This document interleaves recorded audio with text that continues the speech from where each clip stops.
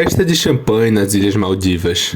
Passeio em Dubai com direito a se vestir de sheik e pousar ao lado de uma Ferrari. Armário recheado de roupas e sapatos de grife. Essa era a vida de Maya antes de sumir completamente na internet e deixar de registrar sua vida luxuosa. Como o Jornal 122 não deixa os espectadores sem resposta, fomos atrás de alguns seguidores de Maya para entender melhor o que houve. Eu sinceramente acho que na verdade ela só acabou tentando fugir porque deve ter feito uma cirurgia plástica horrível e ficado parecendo um palhaço. Não é opinião minha, é opinião de geral e opinião do povo, ela deve ter ficado horrorosa. E foi só isso que eu queria dizer, mas eu também queria mandar um salve pra minha mãe, pro meu pai, pra minha tia, pra minha vizinha.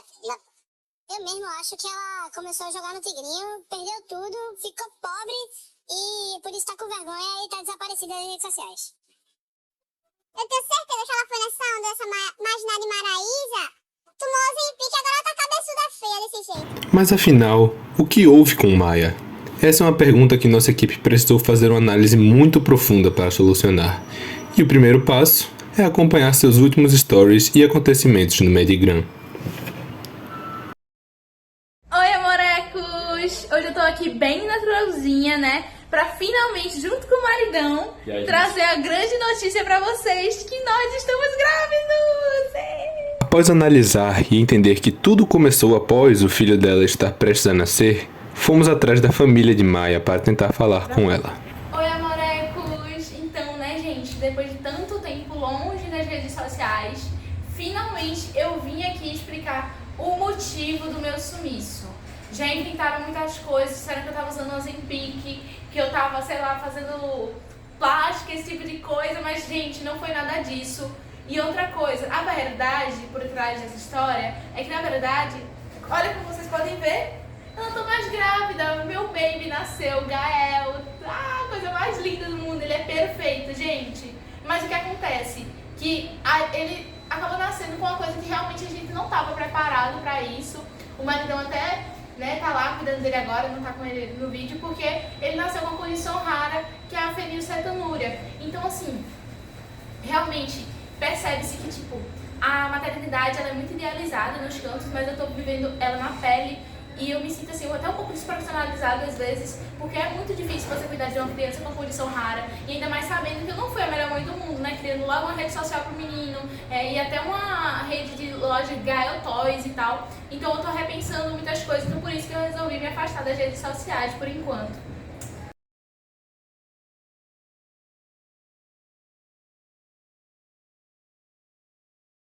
Bom dia, estamos aqui com a doutora Larissa Barbosa, que ela irá elucidar um pouco sobre o caso do filho de Maya, uma influenciadora famosa, que infelizmente o filho dela nasceu com fenilcetonúria. Só que, doutora Larissa, eu nunca ouvi se falar muito no colégio ou nas notícias sobre essa doença. Poderia explicar um pouco sobre ela, sobre a prevalência no nosso estado, Pernambuco, ou sobre como ela funciona para entender melhor?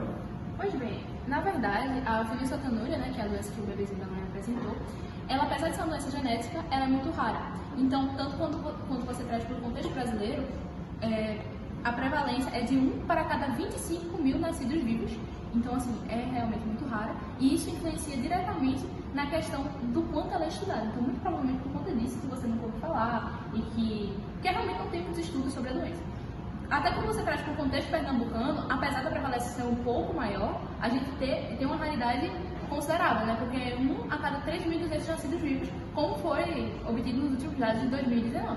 Então, o que acontece nessa doença? Na verdade, ela é desencadeada pela capacidade do fígado, que ele perde a capacidade de converter o aminoácido, que é uma partezinha da proteína, o aminoácido fenilalanina, em tirosina. Então, o que isso acontece? Essa doença, se você não identificá-la logo no início, logo na triagem do neonatal e não for tratada logo no início, pode desencadear algumas lesões cerebrais que, inclusive, são irreversíveis e estão associadas às principais manifestações clínicas da doença, que envolvem, para além de vômitos, dores de cabeça e até microcefalia, problemas no desenvolvimento, tanto psicológico, físico e cognitivo do paciente. Então, realmente, é uma doença que precisa ser mais estudada e mais divulgada para que casos assim não ocorram, certo? Muito obrigado pela explicação, doutora Larissa. Agora iremos falar um pouco com o nosso doutor repórter, Maísa, que estará com outro médico, para explicar um pouco mais sobre essa variedade dessa doença. Alô? Maísa?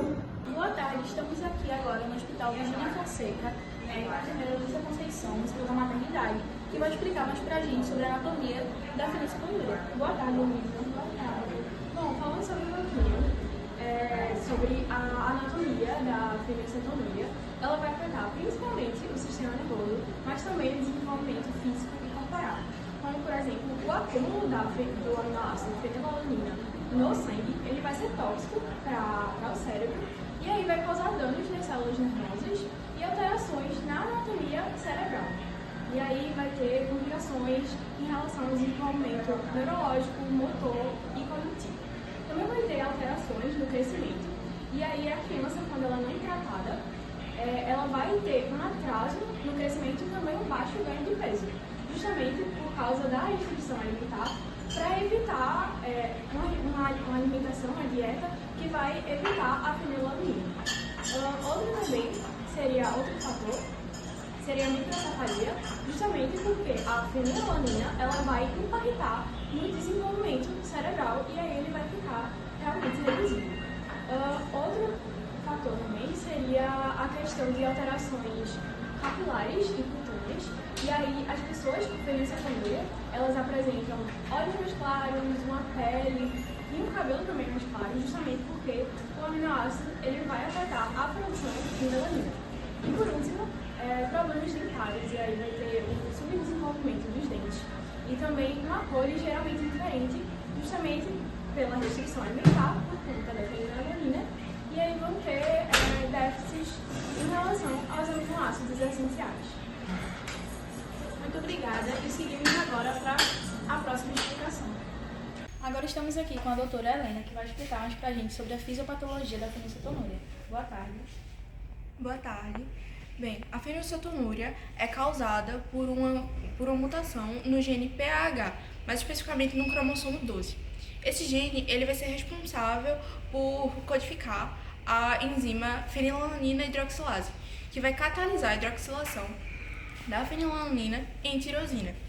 E como isso acontece? Acaba acarretando no acúmulo da fenilalanina nos tecidos biológicos e uma deficiência de tirosina, gerando diversos problemas neurológicos e consequentemente comportamentais, né? Então, basicamente, isso vai acontecer porque a fenilalanina ela consegue cruzar a barreira hematocefálica. E esse transporte ele vai acontecer por uma difusão facilitada pelo transportador LAT1 e vai obedecer um gradiente de concentração. Nisso, esse transporte vai ser compartilhado por outros grandes aminoácidos neutros, como a tirosina e o triptofano. Então, como tem uma alta concentração de fenilalanina no sangue, a gente vai acabar inibindo o transporte desses outros aminoácidos. Isso vai gerar problemas na produção de proteínas cerebrais e também de neurotransmissores. A questão da deficiência na síntese de proteínas cerebrais vai estar muito atrelada a uma proliferação dendrítica e mielinização defeituosa. E a questão dos neurotransmissores, porque vai ter uma deficiência na síntese de noradrenalina, adrenalina, dopamina também. E uma questão muito falada pela ciência é justamente a questão de que a dopamina ela vai ser responsável, a deficiência da dopamina vai ser responsável por disfunções no córtex pré-frontal. Outros fatores que vão estar associados é a questão da diminuição do metabolismo da glicose cerebral. Também vão ser formados algumas fibrilas que lembram as placas amiloide no sistema nervoso central. E hipopigmentação também é um achado comum em pessoas que são acometidas por essa condição. Juntamente a essa questão, corpos de fenilcetona vão ser eliminados na urina. Inclusive, esse foi o pontapé inicial para o relato do primeiro caso. Estou aqui agora com a professora doutora Nicole Moura, que vai explicar mais sobre a biofísica da fenilcetonúria. Boa tarde, Nicole. Boa tarde. A gente precisa falar, quando a gente fala sobre o diagnóstico da fenilcetonúria, a gente precisa dividir em dois grupos. E o primeiro deles que eu queria falar um pouquinho é sobre os diagnósticos de forma geral. Primeiro a gente tem aquele mais famoso, que todo mundo conhece, é o teste de pezinho. E ele é chamado assim justamente porque é tirado uma amostra sanguínea do bebê de 3 a 5 dias de vida, justamente o seu calcanhar. Por isso ele é chamado assim e tem como objetivo quantificar os níveis de fenilalanina no sangue do bebê. Quando passa esse período de 5 dias e aí o bebê já vai crescendo, a gente é convidado a fazer um teste normal sanguíneo sérico, né? Para saber os níveis de fenilalanina no sangue do bebê e que normalmente é diagnosticado com fenilcetonúria quando tem 20% nos níveis séricos desse aminoácido, né? O terceiro ponto de diagnóstico geral seria um teste genético, onde a gente vai analisar basicamente os exons do DNA do bebê, enfim, do paciente, e isso faz com que a gente consiga perceber a transcrição, enfim, né, para que o aminoácido seja realmente fabricado no corpo do indivíduo, né? Então é importante essa análise também, caso os outros diagnósticos não consigam ter uma medida exata. Já partindo para o contexto biofísico, a gente possui 4 exames principais que podem ajudar a gente a diagnosticar ou não esse indivíduo com fenilcetonúria.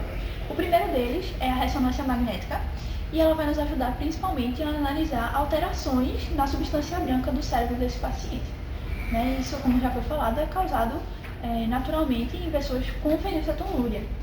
O segundo ponto é a espectroscopia, em que a gente pode notar também falha na presença do aminoácido, uma vez que esse exame permite que a gente perceba a presença ou a falta, né, ou a ausência de alguns tipos de aminoácidos no corpo humano.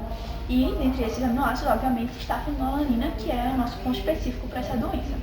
Já no terceiro ponto, a gente tem o eletroencefalograma, que a gente sabe muito bem que é caracterizado por análise da atividade elétrica, né, do cérebro do paciente, e isso vai nos ajudar principalmente na prevenção de alguns sintomas que podem acontecer em pacientes com fenilcetonúria, como convulsões, né, que é um grande risco para pessoas com essa doença, e por isso é importante que ele faça esse exame para a gente ver como é que está o estado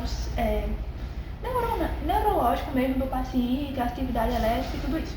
E por último, outra análise do potencial evocado do paciente, especialmente nos âmbitos auditivos e visuais, porque a gente sabe que pessoas com depósito de fenilalanina, ou seja, pessoas com fenilcetonúria, possuem um certo problema, um certo retardo, né, vamos dizer assim, nessas questões neurológicas. Então, um teste que avalie o paciente de forma auditiva e visual nos ajuda bastante a ter uma visão geral da progressão da doença, como é que o paciente está, e também a confirmar ou não o diagnóstico para fenilcetonúria. Obrigada.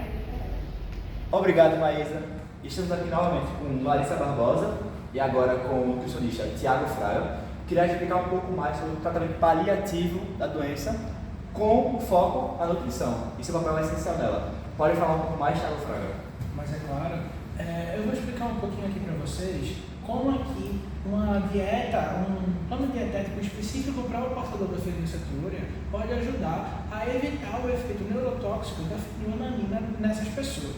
Bem, as pessoas com fenilcetonúria tendem a possuir para seu tratamento um plano alimentar baseado em um aporte maior de vegetais com pouca ingestão de aminoácidos, geralmente, principalmente a fenilalanina, que é o grande causador das alterações metabólicas nessa doença.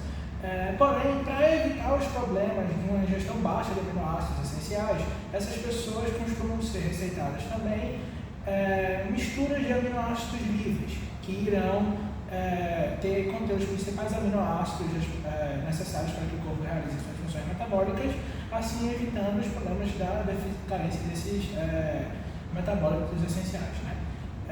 Contudo, essas misturas elas aumentam bastante a biodisponibilidade desses materiais, sobrecarregando os transportadores das células, fazendo com que o sangue tenha muitos aminoácidos, sabe?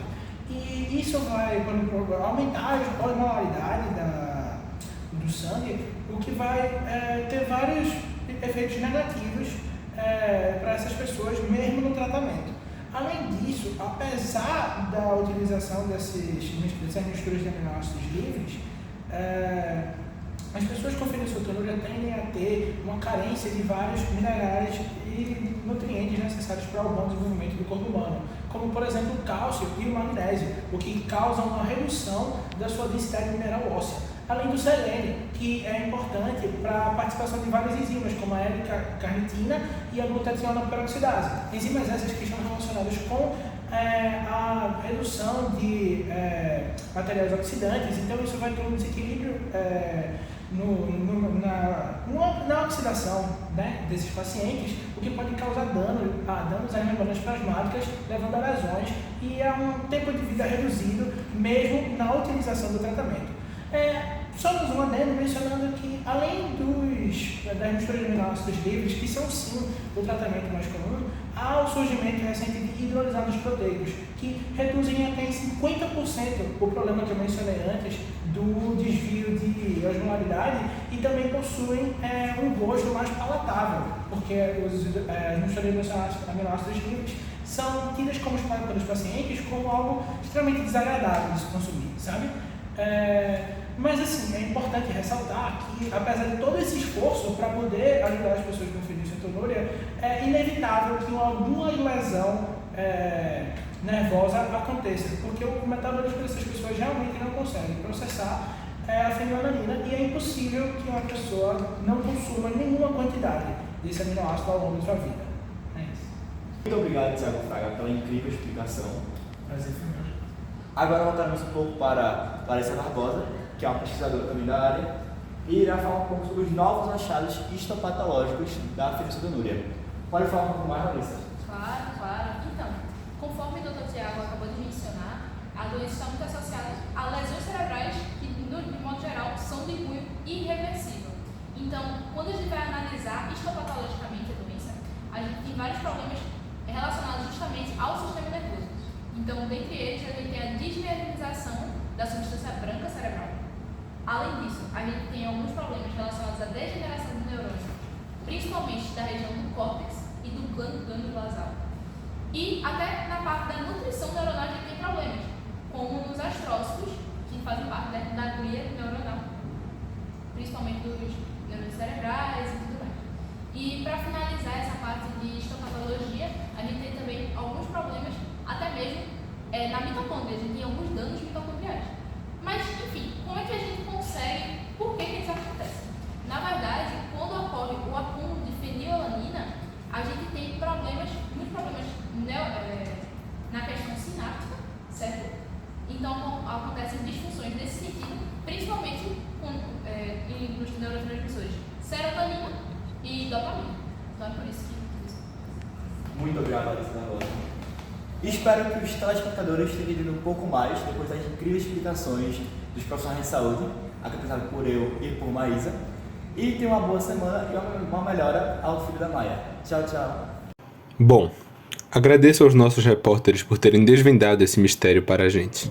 A fenilcetonúria é uma doença complexa, mas depois desse documentário, esperamos que todas as dúvidas tenham sido respondidas. E, afinal, o que vai acontecer com Maia?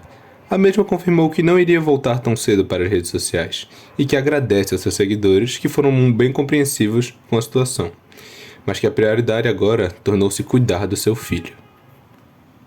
Mas a gente queria fazer uma pergunta pra você. Você pretende voltar para as redes sociais? No momento não, a prioridade é mesmo cuidar do meu baby que tá precisando de mim no momento.